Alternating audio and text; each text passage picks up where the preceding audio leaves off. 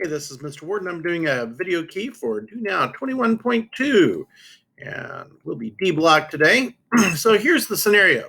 At the beginning of your canoe trip into the wilderness, you had 43 pies. 6 days into your journey, however, you had finished all of your pies. Are there any rates in this scenario? Well, yes, but you would have to calculate it. Yes, the rate is handed to you. It's 43 pies. So in fact, 43 pies is definitely not the rate. You could work out a rate of negative 43 over 6 because after 6 days, the 43 has gone down to 0. So it's a negative rate, but you would have to calculate that rate. So you could do that. You could work that out.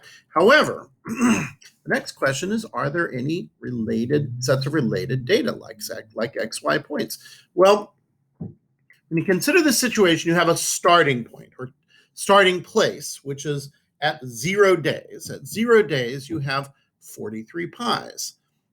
And 6 days into your journey, you have finished all of your pies. So at 6 days, you have 0 pies. At 0 days, you have 43 pies. So let's consider our options. Okay, you could identify a point at 6:43 since there are 43 pies after 6 days. Well, that's not true. 43 pies have been devoured after 6 days, but there are not, at 6 days, there are not 43 pies. There are ways you could arrange this so that this point makes sense. However, that's not the simplest way to do it. Okay, so yes, there is a y-intercept at 0 days, 43 pies. Notice I've labeled the x and labeled the y. It helps me keep track of things. So at 0 days, there's 43 pies. So a y-intercept at 0:43. And an x-intercept of 6 days, 0 pies left. So that labels my two parts. It keeps it consistent. And so this is the answer. Now, let's consider this. Now, if you thought there was a y-intercept of 0 days, 43 pies, and an x-intercept of 6 days, 0 pies left, you're absolutely right. Now, let's use this flow chart to see if we can come up with the easiest equation form to model this scenario. So, is there anything like a rate in the story?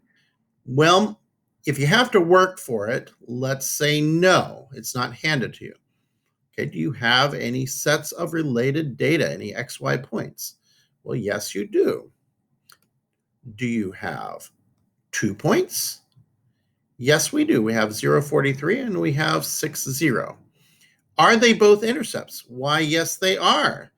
They're on at 0:43, that's the y-intercept, and 6:0, that's an x-intercept.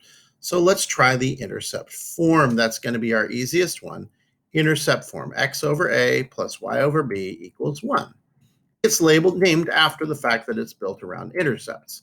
So if you chose intercept form, I would tend to agree with you. Let's do that. So we're going to say x over 6 days plus y over 43 equals 1.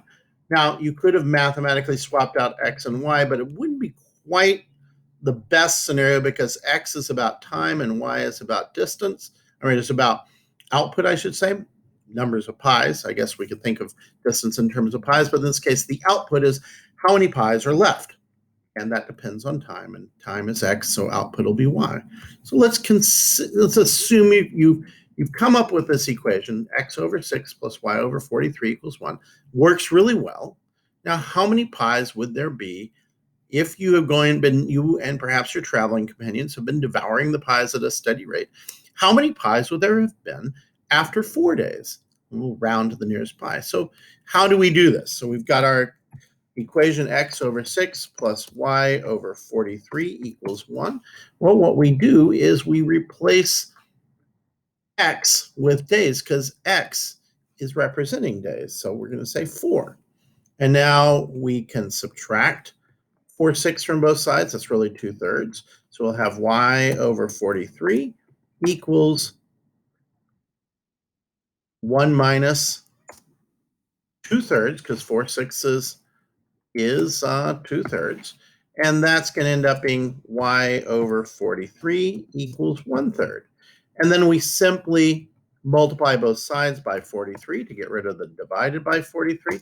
And we get 1/3 times 43 is 43 over 3, which is going to be 14 1/3 pies. So I asked you to round to the nearest pi, so you have no refrigeration on this trip. So we will round that to 14 pies.